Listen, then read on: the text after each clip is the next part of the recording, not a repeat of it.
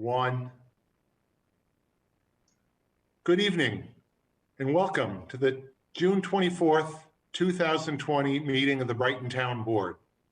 I'm Bill Maley, Brighton Town Supervisor, and I appreciate you joining us for yet another Town Board meeting here on Zoom. And I realize it's a little hard to see the fine print of who everybody is on Zoom. So I do want to go around and introduce the board members and then our senior staff members who are here as well. So with a quick wave, Councilmember Jason DePonzio, Councilmember Chris Warner, Councilmember Robin Wilt, Councilmember Christine Corrado, and Town Clerk Dan Amon. And we also have, as we always do, a number of our senior staff members, our Commissioner of Public Works, Highway Superintendent, Sewer Commissioner, and just about everything else that needs doing, Mike Gaia, our Finance Director, Paula Parker, Police Chief Dave Cathaldi, and our Attorney to the Town, Ken Gordon. And yes, I think that's everybody that you actually see on here. Good. Before we get started, 2 weeks ago, we wished Councilmember Warner a happy birthday. 2 weeks later, I want to ask everybody to wish our colleague, Councilmember Jason DePonzio, a happy birthday. I think it may be a year or two less than Councilman Warner, but a happy one nonetheless. Thank you very much. I think, yes, I'm exactly 2 weeks younger than Councilmember Warner. You're catching up. As we've been doing with all of our Zoom meetings, this meeting is broadcast live on Spectrum Channel 1303 and live streamed on YouTube, all in compliance with Governor Cuomo's executive order that modified some of the provisions of the New York State Open Meetings Law to enable local government bodies to continue to meet in a way that would be open and accessible to the public and yet safe for everybody involved. We try to do it as identically as we have done our live meetings. We'll be having an open forum in just a moment when you have an opportunity. Anyone who has any questions or comments can phone in. That phone number, and I'll repeat it later, is 303-3060, 303-3060. We also continue to make all of our meetings accessible to the deaf and hard of hearing community with our ASL sign language interpreters tonight. That's Heather Barzinski signing now, and Samantha Geverts also here with us. So thank you both for helping us get government out to all of the people. We'll start the meeting with the pledge to the flag. I pledge allegiance to the flag of the United States of America and to the republic for which it stands, one nation, under God, indivisible, with liberty and justice for all.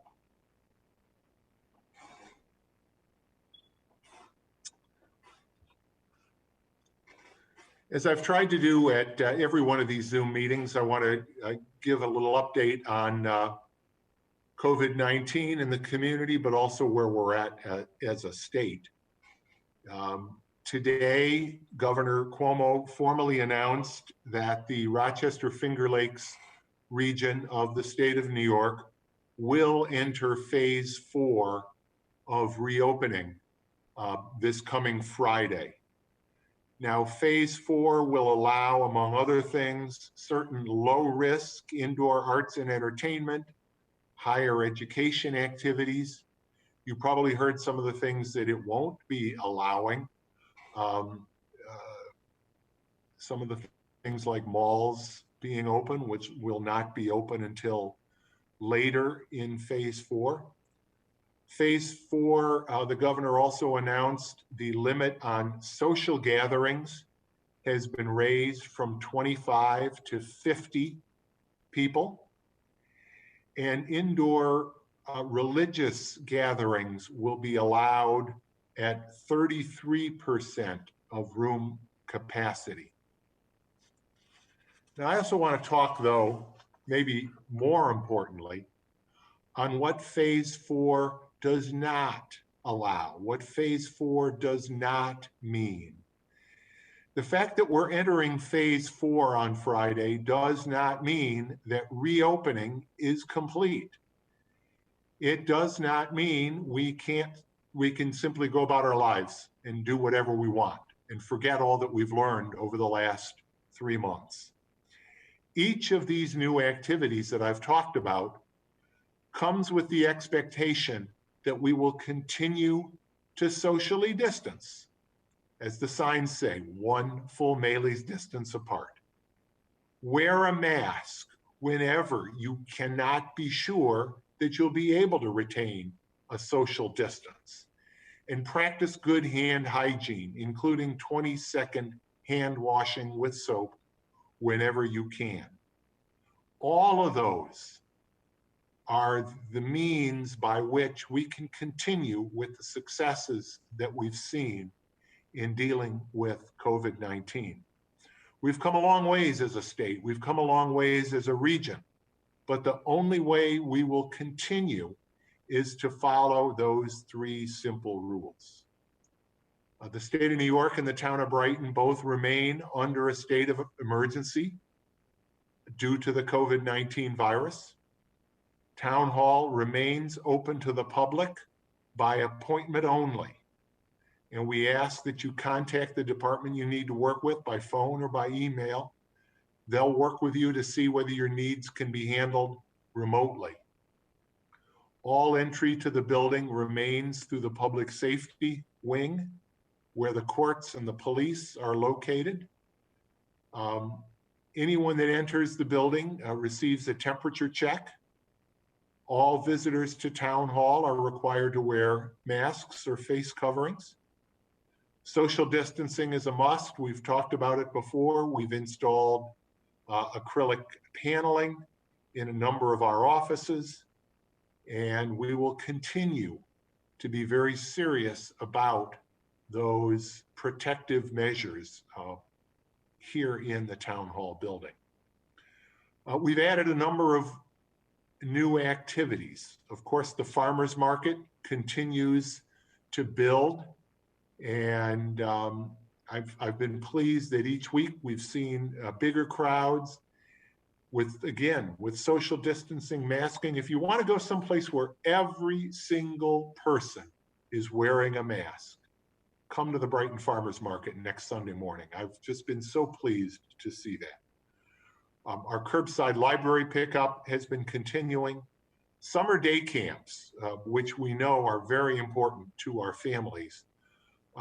We are taking reservations, and in particular, if you're interested in the summer day camp at French Road School, I encourage you right now, go to the Recreation Department website and log in for the wait list so we can better gauge just how much demand there is going to be. We're on a wait list for the French Road summer camp program. So if you're interested in that, we have made a number of changes for safety, and in particular, the day is longer. We recognize that families need more time, but we've also, all kids will be involved for the full 6 weeks of the program.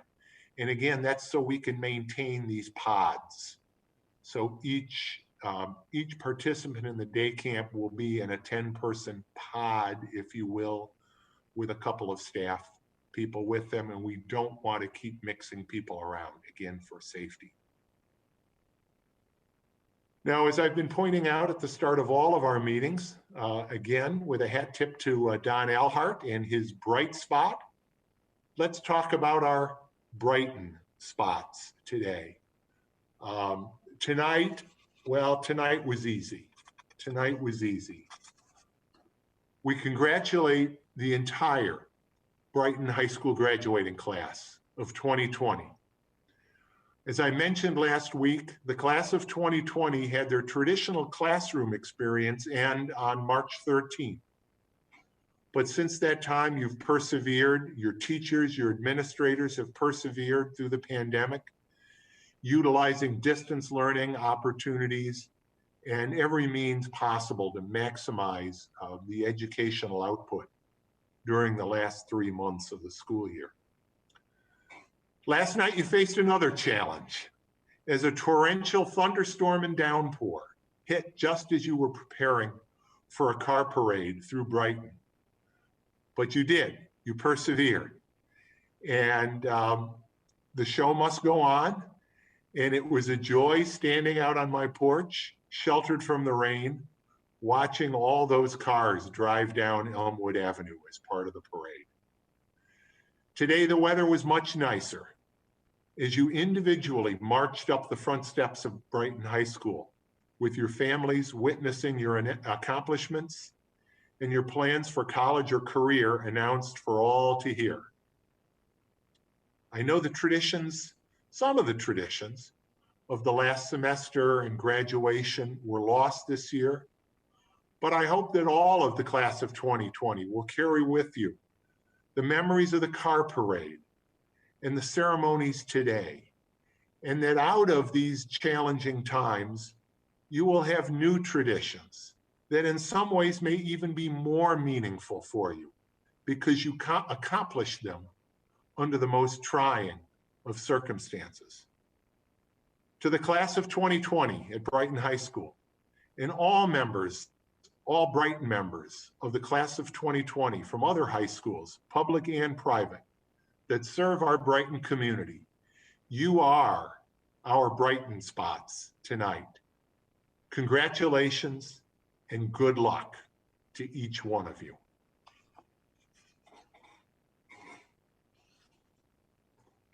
Now, before we go to the open forum, we do have 3 proclamations this evening. One is a proclamation that was issued last Friday, June 19th, Juneteenth, celebrating the holiday of Juneteenth. I will read a portion of that. Although President Abraham Lincoln issued the Emancipation Proclamation on January 1, 1863, it was not until June 19th, 1865, that people in the farthest outposts of slavery learned of their freedom. Whereas on that day, Union Major Gordon Granger announced in Galveston, Texas, that all slaves were free, saying, and I quote, "This involves an absolute equality of personal rights and rights of property between former masters and slaves, and that a connection heretofore existing between them becomes that between employer and hired labor."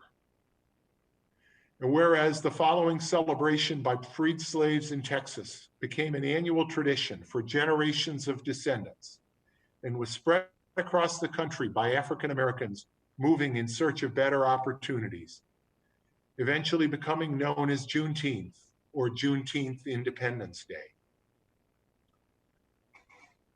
And today, Juneteenth is a recognized holiday in 47 of our 50 states at some level. And currently, momentum is growing to make it a national holiday, as it should be. And whereas once the 13th Amendment was ratified on December 18th, 1865, all enslaved people in the United States were set free. And yet, over the course of the next 155 years, African Americans have had to fight. They've had to continue to fight for the same basic rights enjoyed by the majority of their fellow citizens, for the rights that Major Granger announced that day in 1865. And in solidarity with the ongoing struggle of African Americans to achieve equality in the eyes of the law and society, and in recognition that all Americans must work together consciously to dismantle the systemic racism that is now present at all levels of society, so that we may actively promote that which was originally promised on June 19th, 1865, an absolute equality of personal rights.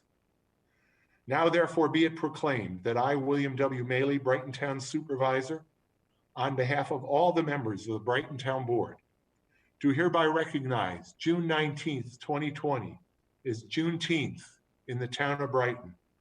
And we call upon all Brightonians to remain open to learning from others, reflect upon their actions, and strive to put an end to the insidious legacy of the great injustice and cruelty of slavery.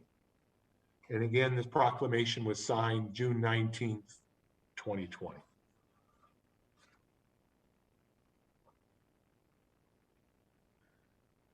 Nine years ago today, New York took a great step towards equality.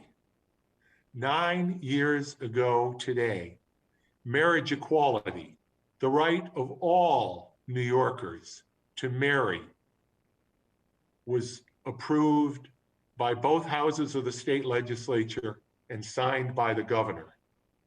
And it certainly is appropriate that that action took place during June, what has been recognized over the years as Pride Month. In the Rochester area, we have celebrated in the past the month of July as Pride Month, but there have been some changes this year, and I really think that today is an especially appropriate day in light of that anniversary 9 years ago of marriage equality. And so my next proclamation on behalf of the entire town board recognizes Pride Month 2020.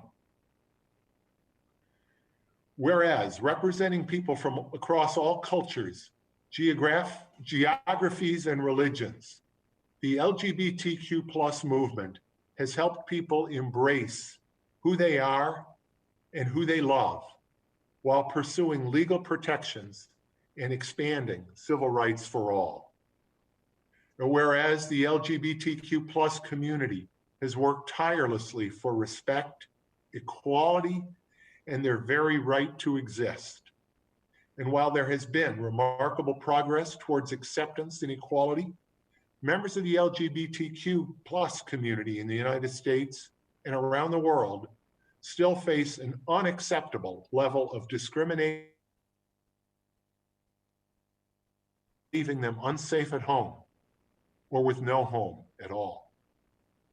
And whereas the town of Brighton proudly supports equal LGBTQ+ rights, having been a leader among municipalities in granting domestic partner benefits to town employees, advocating for marriage equality, and making discrimination against transgender individuals in employment, housing, accommodations, and other areas illegal in the town of Brighton, prior to the state's passage of marriage equality and GENDA, the Gender Expression Non-Discrimination Act.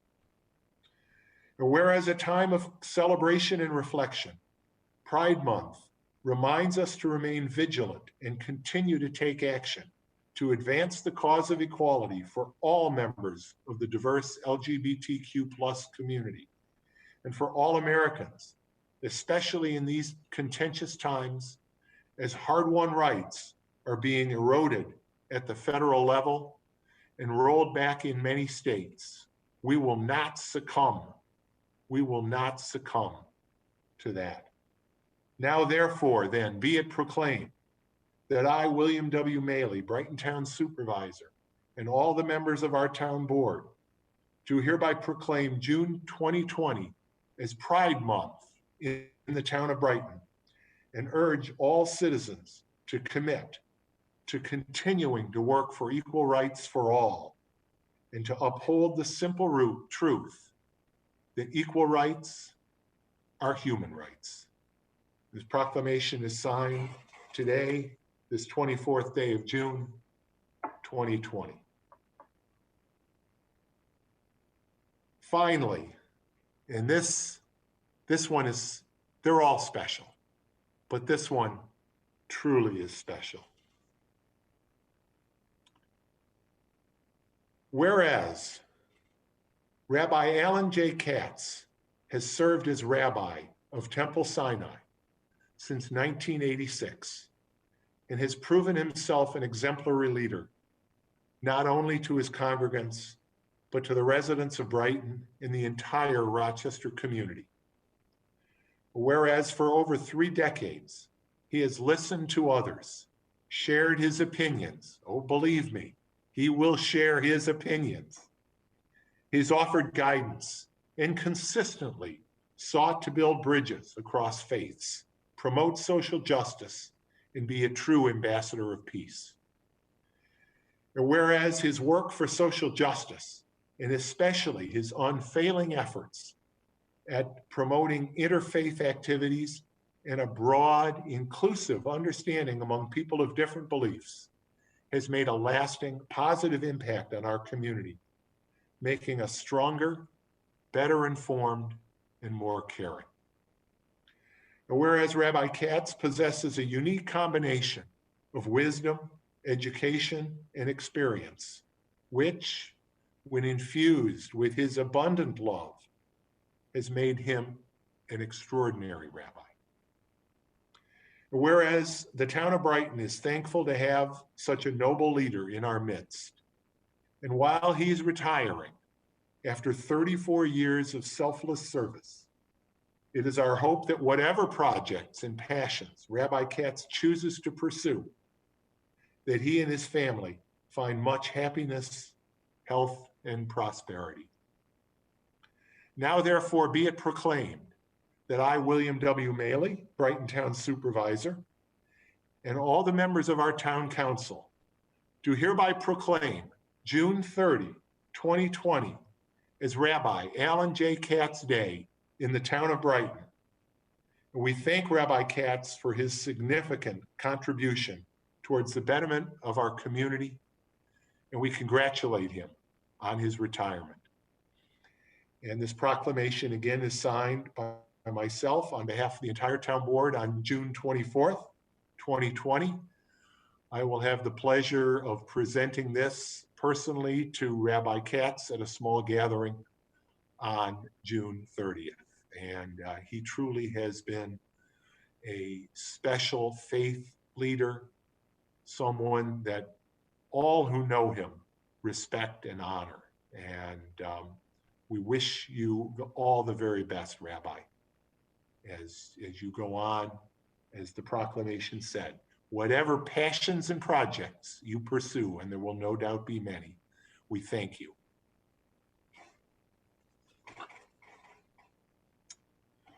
Okay. We will now continue with our open forum, as we do at every meeting.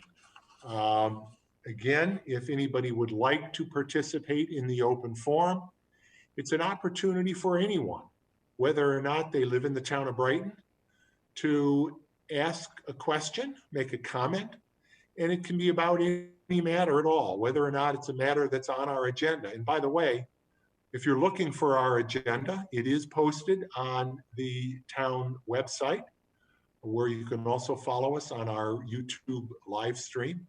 Not only the agenda, but 101, I think, pages of backup material for tonight's meeting. But if you do wish to call in to the open forum, you can do so at 303-3060, 303-3060. Someone will take your call and pass your question or comments on to me. I would note as well that if you would like to, if you're deaf or hard of hearing, you can dial that same number, 303-3060. I don't believe we have anybody calling in during the open forum at this point. So what I think we will do is continue on, but if someone does call in, we'll circle back to the open forum. And then I will ask for a motion to approve tonight's agenda. Chris? If you could unmute. Bill, I move that we approve the agenda as before us. Can I have a second? Second.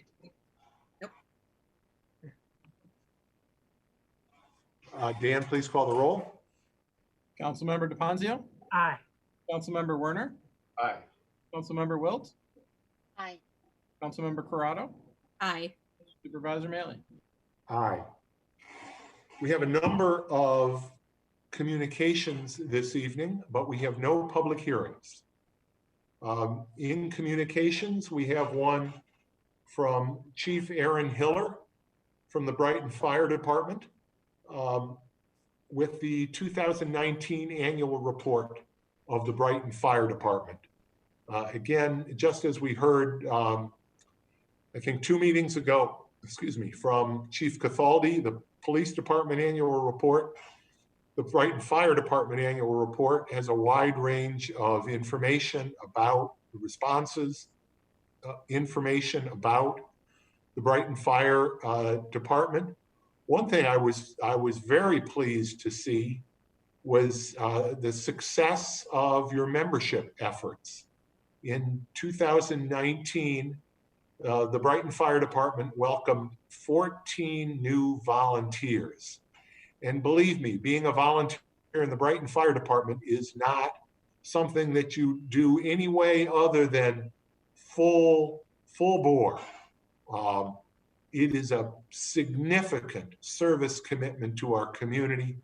And I want to personally thank those 14 new volunteers, along with all of the Brighton volunteers and the paid staff of the department. I would also, again, give a shout out to Chief Hiller, who, although being a volunteer chief, has engaged in a high level of training that normally is only pursued by paid fire department chiefs. So Chief Hiller, it's great to know the commitment that you personally give to service to the community. Just as, yes. Bill, of those 14 new recruits, how many are from the town of Brighton? Because I know the fire department has been quite public about asking for anybody for our fire department, not just Brighton residents. You know, I don't know that. How successful that's been or not. I don't know. No. Maybe I'll check myself. Yeah. Report back. Next, just as the town of Brighton does with a capital improvements plan, Monroe County each year prepares a 5-year capital improvement program. And the clerk of the county legislature, Jack Moffett, delivered the proposed Monroe County 2021 through 2026 capital improvement program, which you can peruse at your leisure. We also finally received the formal final acknowledgement of the final state equalization rate for the 2020 real property tax assessment roll in Brighton, which is at 100% of true value. We have correspondence from Susan Miller on Ledge Rock Lane, thanking the Brighton Police Department for leading a parade of the New Horizons Band, which is a great organization, a band made up of people who maybe played a musical instrument when they're younger, in many cases now have retired and want to take it back up again. So their conductor retired, and so the police department led a parade of the musicians of the New Horizons Band honoring their conductor. We also received 2 communications, one from a resident of Brighton on Corwin Road, Shirley King, one from a resident of Pittsford, both asking the town of Brighton to support the Black Lives Matter movement. And let me say without equivocation, Black Lives Matter. That must be a cornerstone of the work we do as a community. That is a cornerstone of the work that is being done by our Inclusion, Diversity, and Equity Advisory Board. And I appreciate both of those individuals reaching out to call on us, as I certainly do tonight, to reaffirm that in this community, Black Lives Matter. We have, if I could have a motion to receive and file each of those. So moved. Robin? Can I have a second, please? Second, thank you, Christine. Any discussion? Hearing none, Dan, please call the roll. Actually, Bill, I would, in Oh, response, sure. yes, just brief response to the letters from Ms. McAfee and Ms. King, which are very important positions on supporting Black lives in our community and seeking reforms in the community. Both Ms. King and Ms. McAfee address circumstances in the city of Rochester and the Rochester Police Department and the city of Rochester schools, to which we are not able to be accountable as government officials. However, I do want to point out that in Brighton schools and the other school districts that are served, that serve our town, we do not have police in the schools. We have a good relationship between the school district and the police department. And we are not subject to, our police department is not subject to the Police Accountability Board actions in the city of Rochester. Again, we have strong community policing, strong relationship between our police department and our community. And circumstances have not risen to the level of need for such a board in Brighton. But as an individual in the greater Rochester community, and as a voice for residents of Brighton, I do absolutely appreciate what Ms. King and Ms. McAfee are asking public officials to stand strong for and continue to attend to. And that is all. Thank you, Christine.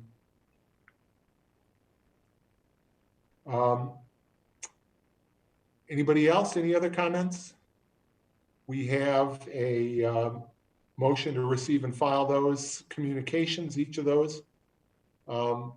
If there are no further comments, Dan, please call the roll. Councilmember DeFazio, Aye. Councilmember Werner, Aye. Councilmember Wilt, Aye. Councilmember Corrado, Aye. Supervisor Mailey. Aye. Once again, now is the point in the meeting when we would normally go to our committee reports. Because of the pandemic, our committees have not been meeting, but I do want to call on each of the committee chairs to update us on various activities that would be relevant to their committee activities, starting with Robin and the Community Services Committee.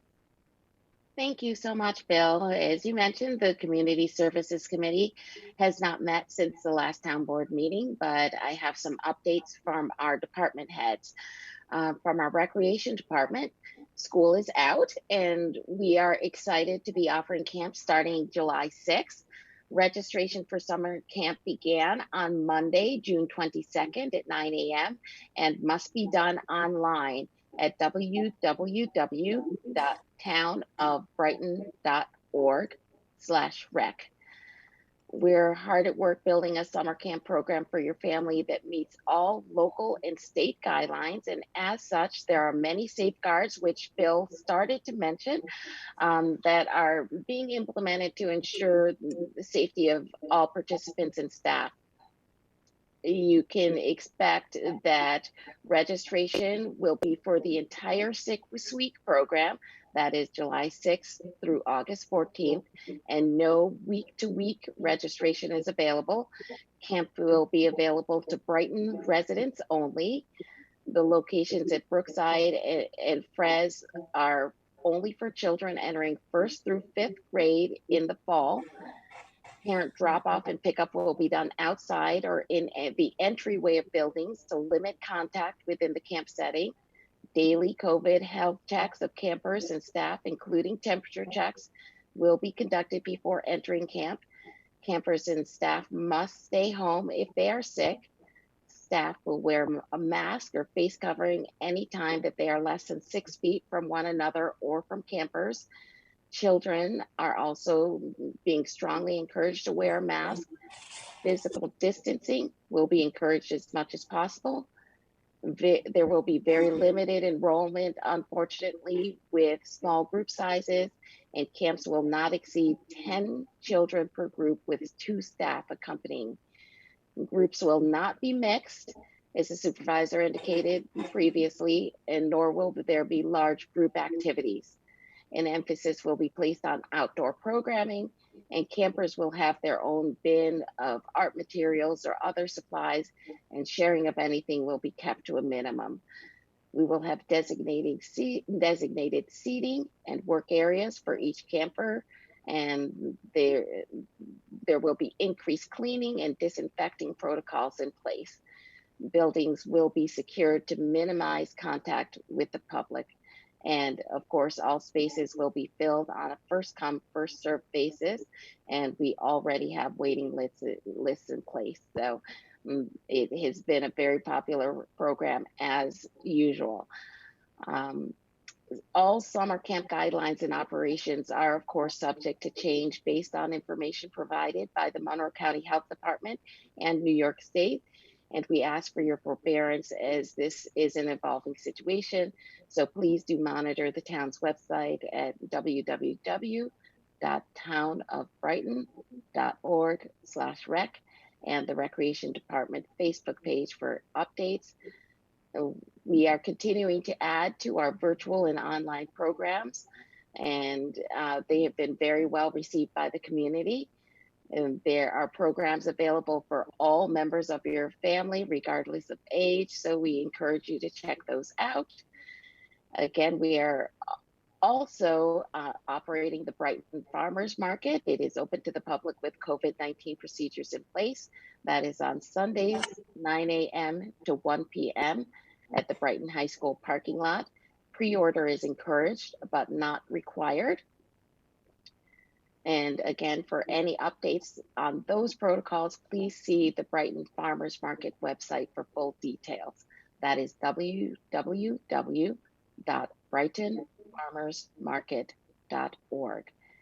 And you can also stay up to date on all of our recreation announcements at the townofbrighton.org/rec website. In update to our Parks Department, we are anticipating opening up athletic fields on July 6th for approved low to moderate risk sports identified in the New York State reopening guidelines. We have lots of organizations lined up waiting to take advantage of our field capacity. Unfortunately, basketball courts will continue to be evaluated as basketball has been deemed a high-risk activity under the New York State reopening guidelines. We're discussing a timeline to open up lodges in our pavilions. Unfortunately, we're waiting to see what occupancy restrictions will need to be observed when reopening does occur. Playgrounds were reopened on Friday, July 12th. And we are discussing lifting some of the parking restrictions put in place by Corbetts Glen. But overcrowding of streets continues to be a problem in the vicinity of Corbetts Glen, so they will not be lifted in their entirety. We continue to implement new cleaning and disinfecting protocols for facilities, maintenance areas, and Parks Department vehicles. We're preparing the Brookside building, which is our recreation department, for limited public access, including floor markings, signage, safety barriers, and cleaning protocols.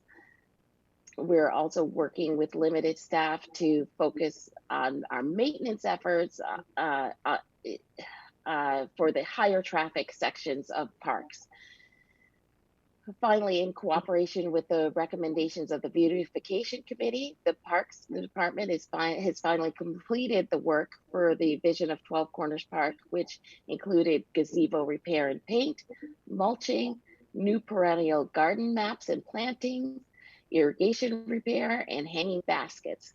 The park should now be very low maintenance going forward.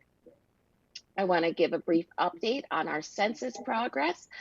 The response rate for Brighton is at 73.8%, which is still trailing that of our neighboring towns of Penfield, which is at 76.8%, Barrington at 78.3%, and Pittsford at a whopping 81.4%. Census workers will be working in accordance with reopening protocols throughout the summer to try to reach those who have not yet completed their census forms. But as we all know, an accurate count is critical to ensuring that we are properly funded for emergency responders, our infrastructure, our after-school programs, and our senior programs, and so much more.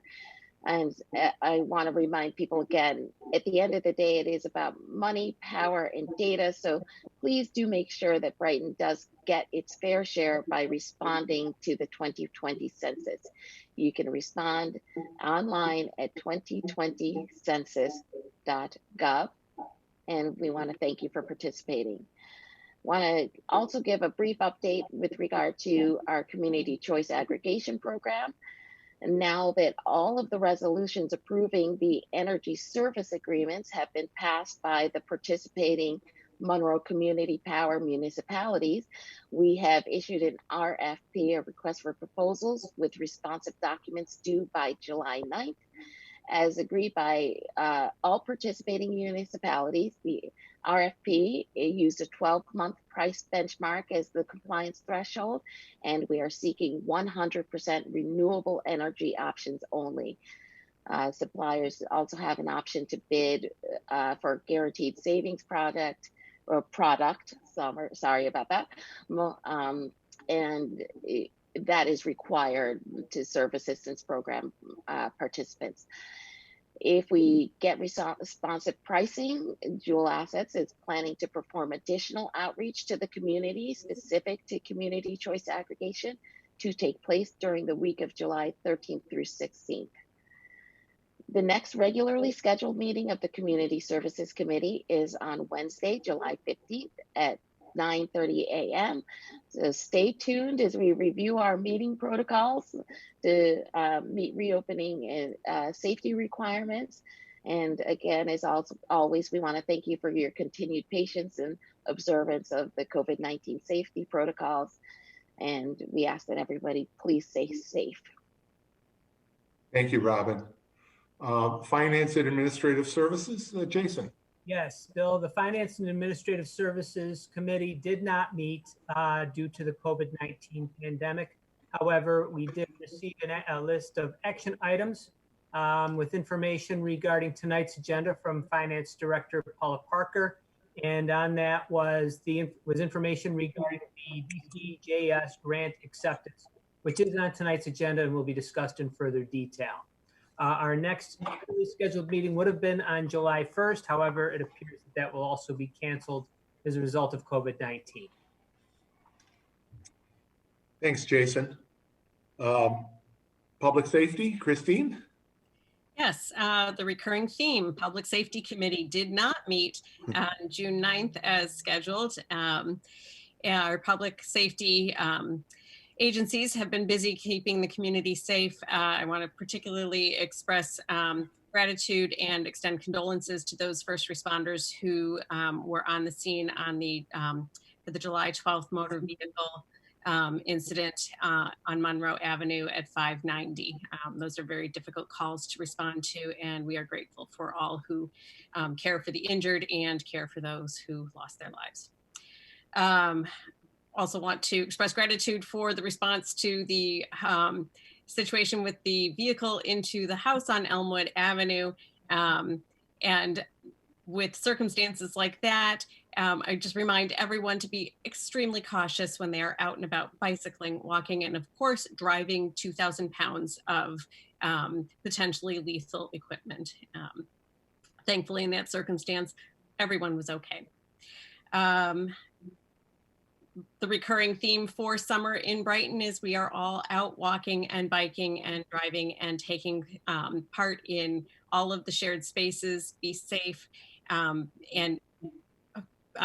observe good driving practices, and keep your eyes out for the increased pedestrian and bicycle traffic in town.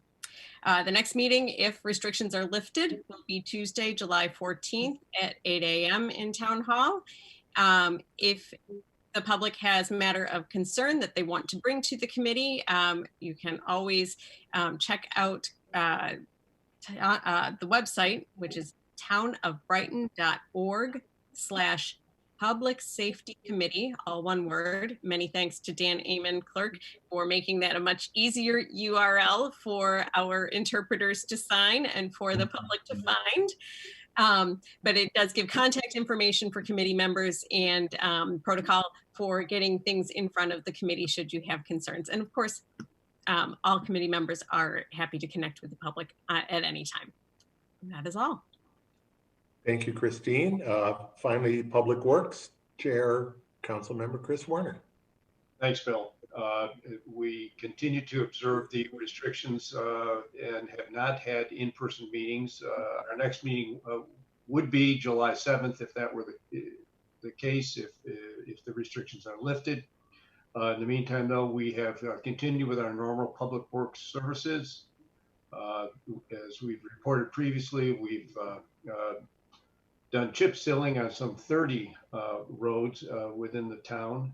We're now into our paving schedule. We're doing milling and filling over on Norman Road. The milling has been completed, and weather permitting, we will do the paving next week. We continue to pick up lawn debris, and we're hopeful of completing our second pass through the town for bulk pickup next week. And continue with our normal roadway maintenance, patching, and our mowing services and the storm and sanitary sewer repairs and similar such work. We're now using our summer schedule, however, 4 days a week, 10 hours a day, so we can take best advantage of the extended daylight. So we can always hope for our next meeting on July the 7th. My guess, though, is that we will not hold that meeting. We will not be holding July committee meetings. We will, continue going forward looking. But at least the July meetings, I can say, will not be held as they would normally be scheduled. But thank you, each of you, for your committee reports. Let's move to new business. And Jason, reading and approval of claims. Yes, Bill. Earlier today, I reviewed claims totaling $899,185.77. Notable claims include to the City of Rochester Treasurer,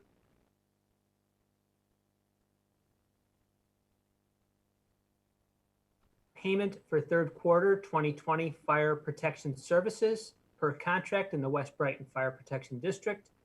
Also to Mangel, Metzger and Barr, LLP, in the amount of $17,000. Representing partial payment for auditing and review services for the 2019 audit. Also to the Monroe County Library System in the amount of $29,256.95.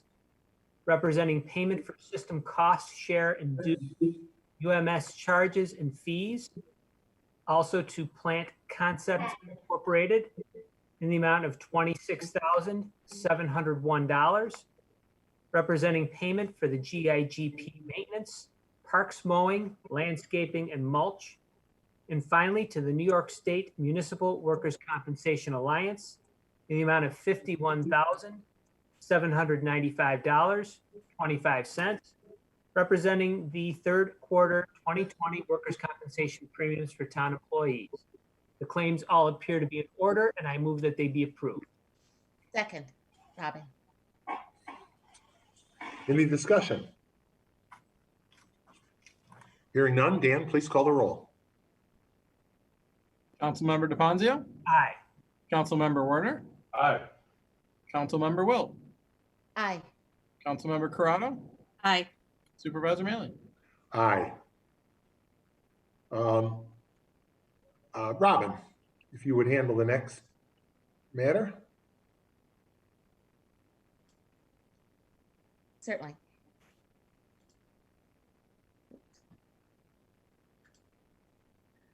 On the matter regarding rescinding the temporary prohibition of garage sales due to the COVID-19 pandemic, I move that we adopt the resolution as prepared by the attorney to the town. Second. That's Chris Warner. As we entered the state of emergency, one of the activities that we identified, and at the time it hadn't been addressed by the state, as a potentially spreading type event were garage sales.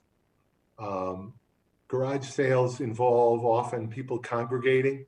They involve people picking up and looking at different items and gathering in close quarters and talking, maybe in a garage even. That's why they call them garage sales, but even indoors sometimes would be garage sales.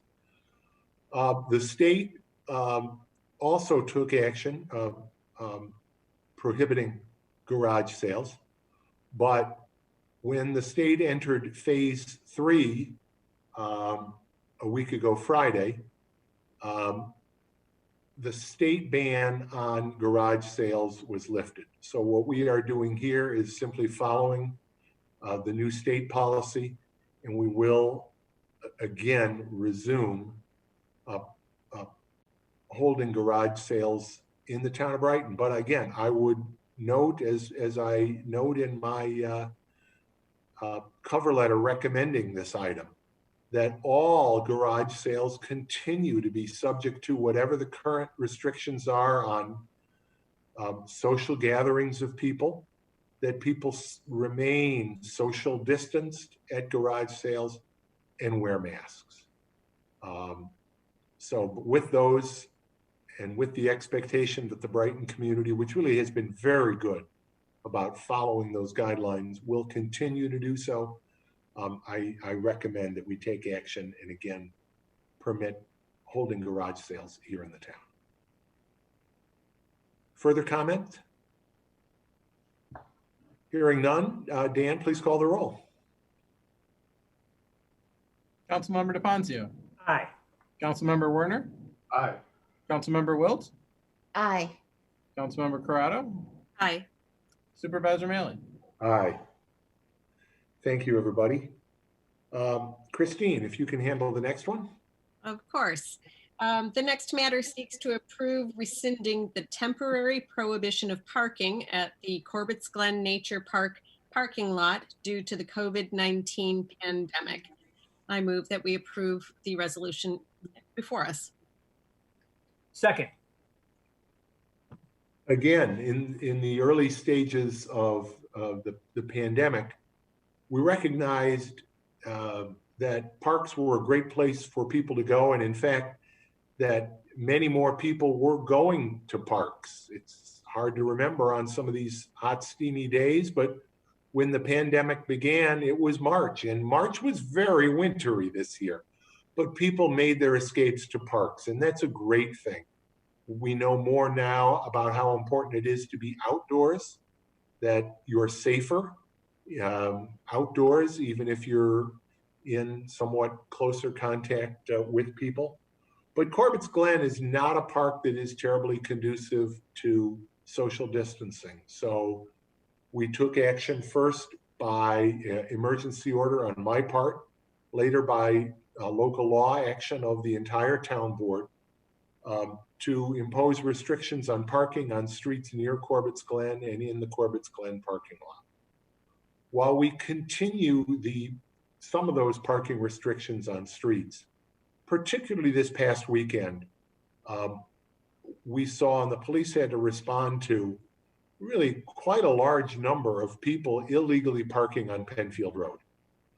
That is illegal, but more importantly, it's unsafe.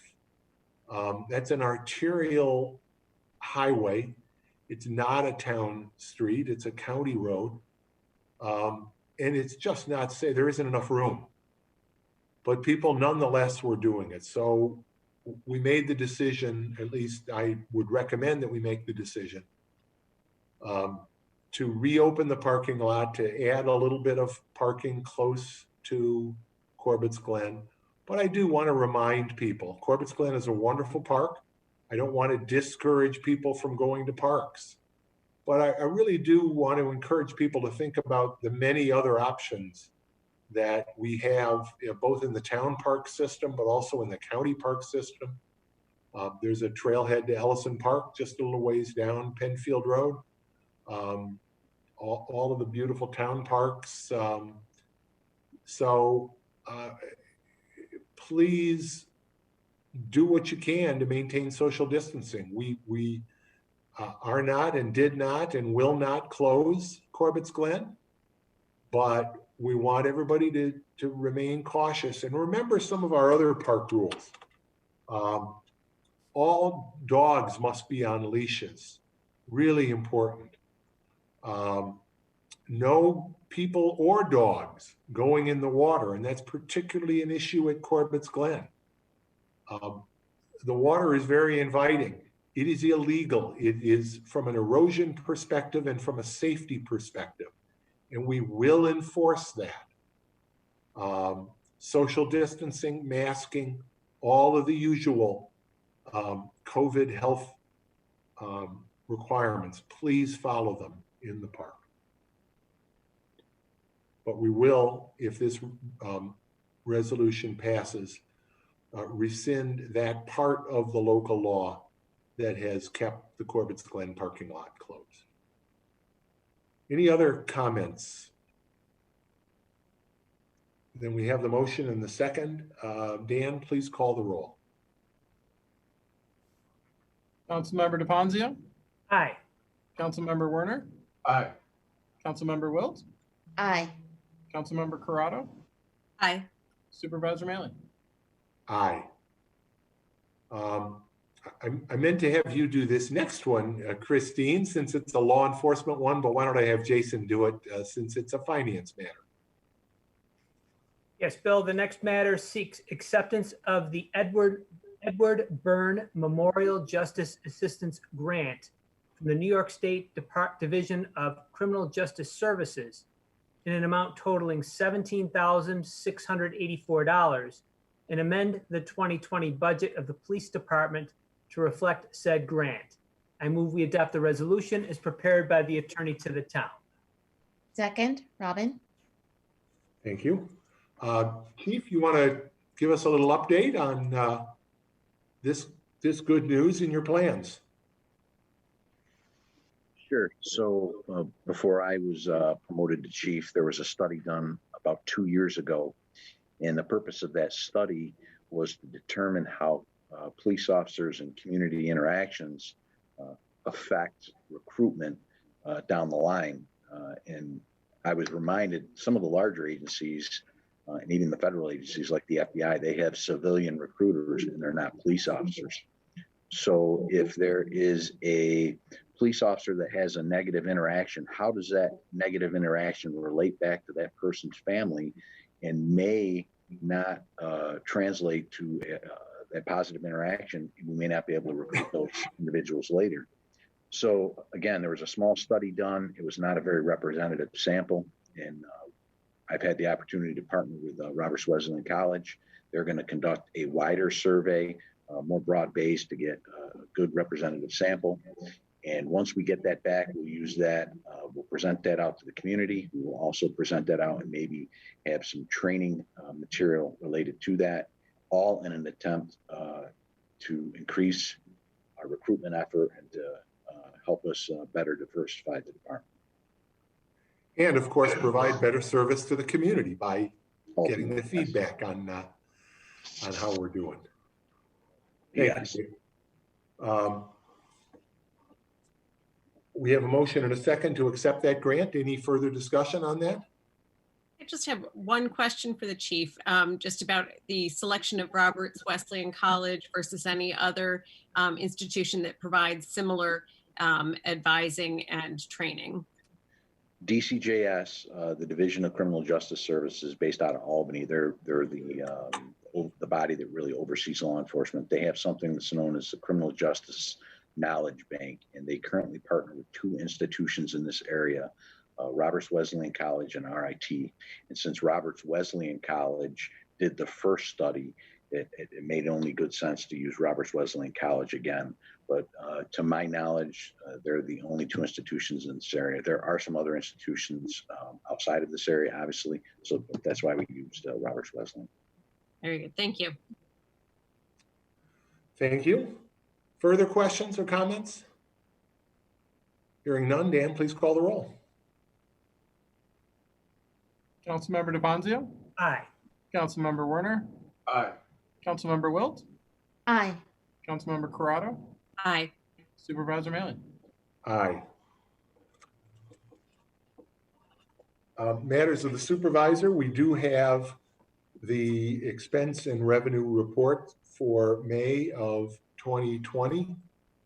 And as is always the case, we will simply receive and file those tonight with the expectation that sometime in July, we'll have the finance director make a more detailed report on the entire second quarter of the year. So can I have a motion to receive and file the expense and revenue reports for May 2020?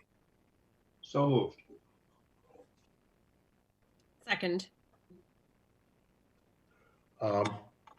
Just to make a quick comment, about a week ago, maybe a little more than that, the state comptroller released county by county information on sales tax revenues. As you know, sales tax revenues, only after property tax revenues, sales tax revenues, which we share with Monroe County, are the second largest source of revenue for the town. And in light of the COVID-19 shutdown of so many areas of the economy, particularly retail, May 2020 sales tax revenues in Monroe County were down about 37% from last year, from May 2019. That follows April's numbers, which were down about 25% in April 2020 from April 2019. So for the year through May, we are now down in sales tax revenues about 9%, whereas we had anticipated a slight increase in sales tax revenue for the year. The numbers I expect will be beginning to get better, probably with June's numbers, as conditions do open up somewhat. But I don't think there's any doubt that for the foreseeable future, certainly for the rest, I would think, of 2020, sales tax revenue on a month-to-month basis will continue to fall significantly below where they were in 2019. So you have the expense and revenue reports here for May. They, I believe, are foretelling some very difficult revenue numbers for the rest of the year, which will force us to make some very difficult decisions, not only during this year, asking departments to look very closely and make reductions to intended spending, but also as we continue the process for the development of the 2021 budget, which is currently underway, will not make that process any easier at all. So we have a motion to receive and file that. If there are no further comments, Dan, can you please call the roll? Councilmember DeBonzio, Aye. Councilmember Werner, Aye. Councilmember Wilt, Aye. Councilmember Corrado, Aye. Supervisor Mailing. Aye. Other matters of the supervisor, as we've mentioned already, the Town of Brighton 4th of July activities are canceled this year because of COVID. And in fact, all of the towns in Monroe County have canceled 4th of July fireworks activities.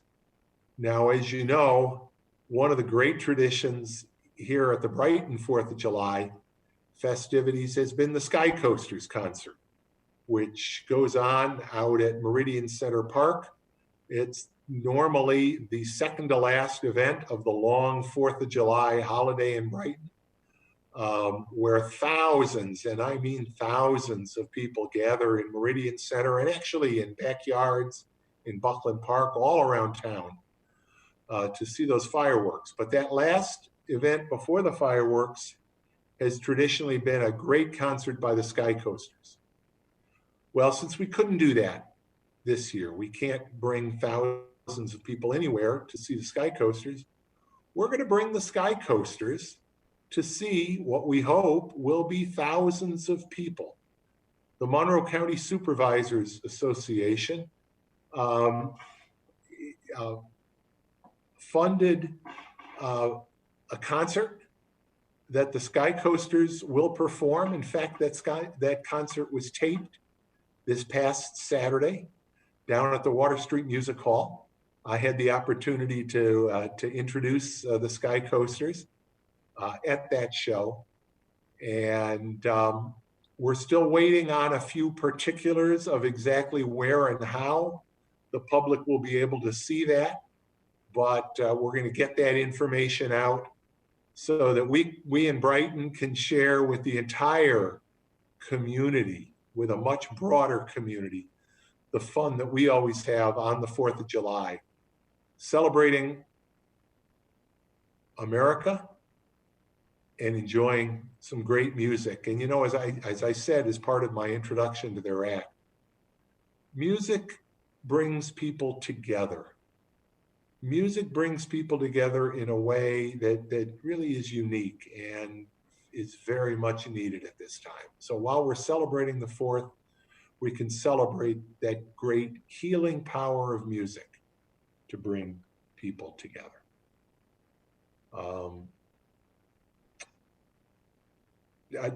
Dan, yeah, we did call the roll on the revenue and expense report, right? Okay. Then that's all I have for matters of the supervisor. Matters of the attorney for the town. Ken? Thank you, Bill. Just one matter that I have for executive session involving some litigation relating to a zoning board matter. If we could have that after the general meeting is concluded, please. Yep, absolutely. Thank you. Matters of the clerk. Nothing this evening. Thank you very much. Matters of the town board. Nothing further.